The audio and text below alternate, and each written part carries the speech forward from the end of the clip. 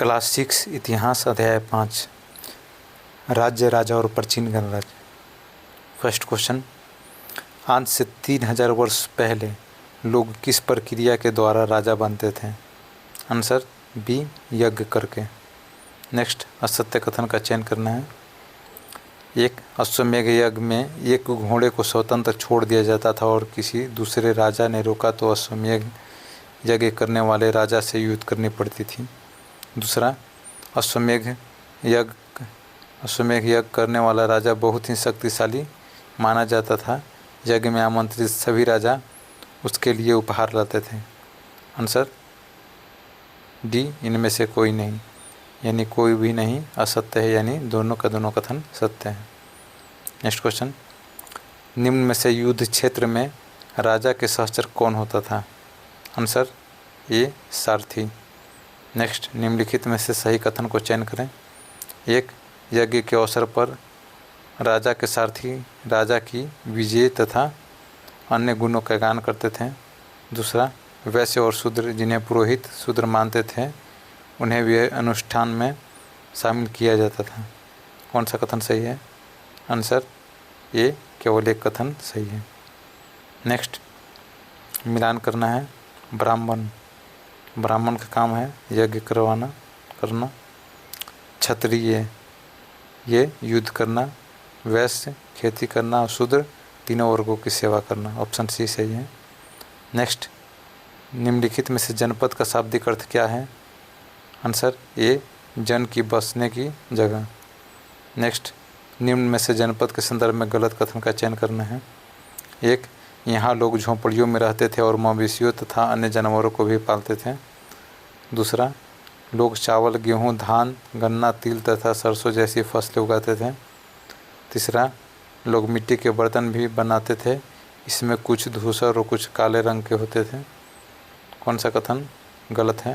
Answer C, केवल 3 कथन गलत है, बाकी 1 और 2 सही है। नेक्स्ट, महाजनपद का उदय कब हुआ था? आंसर ए, 2500 साल पहले। नेक्स्ट, महाजनपद के संदर्भ में कौन सा कथन सही है? आंसर सी, 1 और 2 दोनों। देख लीजिए इसको। पहला है, इस काल में लकड़ी के हल की जगह लोहे के हल बनने लगे, जिससे से जमीन को और भी आसानी से जोता जाने लगा। और दूसरा है, महाजनपद के राजा लोगों द्वारा समय समय पर लाए गए उपहारों पर निर्भर न होकर अब नियमित रूप से कर वसूलने लगे थे। दोनों कथन ये सही है। नेक्स्ट, निम्नलिखित में से मगध महाजनपद शक्तिशाली जनपद होने का क्या कारण है? एक, मगध से सोन जैसे नदियां बहती है जो यातायात, जल वितरण और ज़मीन को उपजाऊ बनाने के लिए बहुत ही महत्वपूर्ण है।